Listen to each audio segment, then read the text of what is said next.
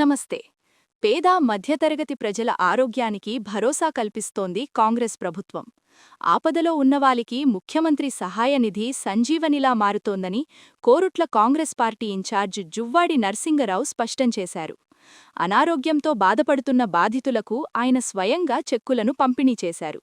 పూర్తి వివరాలు ఇప్పుడు చూద్దాం. ఆరోగ్యమే మహాభాగ్యం. కానీ ఆ ఆరోగ్యం దెబ్బతింటే పేదోడి బతుకు ఆగం కాకూడదు. ఇదే లక్ష్యంతో తెలంగాణలో ప్రజాప్రభుత్వం పనిచేస్తోందని కోరుట్ల నియోజకవర్గం ఇన్ఛార్జ్ జువ్వాడి నర్సింగరావు అన్నారు. కోరుట్ల నియోజకవర్గంలో అనారోగ్యంతో బాధపడుతూ వైద్య ఖర్చులు భరించలేక ఇబ్బంది పడుతున్న పలు కుటుంబాలకు మంజూరైన సీఎం రిలీఫ్ ఫండ్ (సీఎంఆర్ఎఫ్) చెక్కులను ఆయన పంపిణీ చేశారు.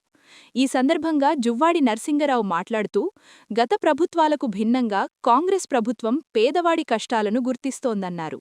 ముఖ్యమంత్రి రేవంత్ రెడ్డిగారి నాయకత్వంలో సీఎం సహాయ నిధి అనేది నిజమైన అర్హులైన పేదలకు, మధ్యతరగతి ప్రజలకు వరంగా మారిందని తెలిపారు.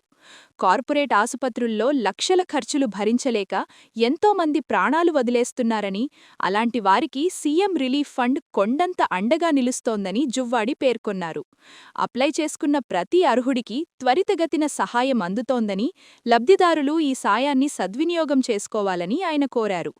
ప్రజాపాలనలో ప్రతి రూపాయి పేదవాడి సంక్షేమం కోసమే ఖర్చు చేస్తున్నామని, కోరుట్ల నియోజకవర్గంలో ఏ ఒక్కరూ డబ్బులేక వైద్యానికి దూరం కాకూడదన్నదే తన తపన అని జువ్వాడి నర్సింగరావు భరోసా ఇచ్చారు. ఈ కార్యక్రమంలో కాంగ్రెస్ నాయకులు, కార్యకర్తలు, లబ్ధిదారులు పాల్గొన్నారు. మరిన్ని అప్డేట్ల కోసం కొలుగూరి 24/7 న్యూస్ టీవీ జగిత్యాల్ను లైక్ చేయండి, షేర్ చేయండి మరియు సబ్స్క్రైబ్ చేసుకోండి.